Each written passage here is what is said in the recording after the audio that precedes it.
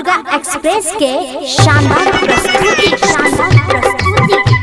नसीब में छपे रहा बड़ा हाथ से हे गे उइग गेलो खेत केते दिन तू सुखै बही गे उइग गेलो खेत केते दिन तू सुखै बही नसीब में छौने रहा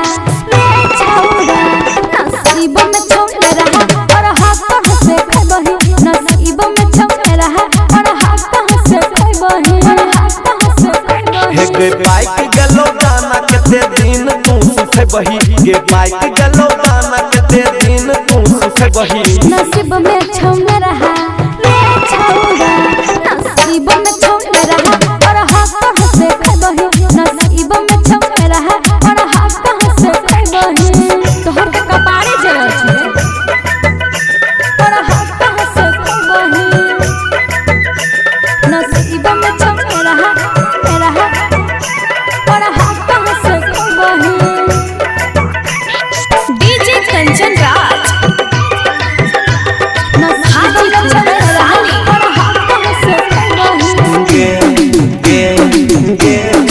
हाल छो खेत में बिया डाला बाइले हमरे ट्रैक्टर से जोत करा बाइले तोरा ट्रैक्टर में नहीं छोरे पावर लागै छौ खारा नहीं होय छौ टावर जोतै के तोरा नहीं लागतो फीस बदला में छोड़िया तू दे देना किस गे संगे में हमरा तू जिंदगी बीते बही गे संगे में हमरा तू जिंदगी बीते बही नसीब में छौने रहा रे नरंगा नसीब में छौने रहा और हाथ से बही नसीब में छौने रहा और हाथ से बही बुझली रे बुढ़ो सा और हाथ से बही नसीब में छौने रहा अखन अपने सब सुन रहल छी मां दुर्गा एक्सप्रेस के शानदार डीजे कंचन राज हाजीपुर वैशाली नसीब में छौने रहा और कहै छो तोरा हमर राज चुन चुन बात ले मान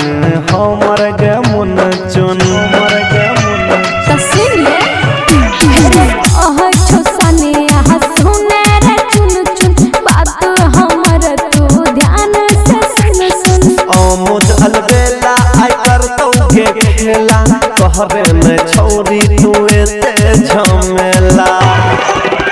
एके चीजे पर छौरी केते छौरा के नचे बही के चीजे पर छौरी केते छौरा के लुभे बही नसीब में छौने